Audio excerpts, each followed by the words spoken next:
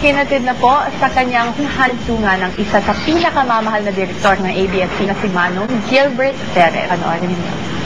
Isang emosyon na pamam ang naganap last day sa minahal ng industriya at kanyang mga katrabak na si Direk Manong Gilbert Perez. Tapos sa Project na ginanap sa ABS, pinalukapamit malalapit sa kanyang artista, trabaho at kaibigan. Di na si Manong Gilbert sa kanyang huling hantungan sa Manila Memorial Park. Gila ng mamahak ng lila sa kanya higing emosyonal at bilang pagnipugay sa alaala ni Manong, nagpadang kanyang mabuhay ng mga balloons. Pabigat man para sa mga naiwan ang gablaan niyang pamamaalam, tanging mabuting taon ang hatid nila para sa napangkaibigan.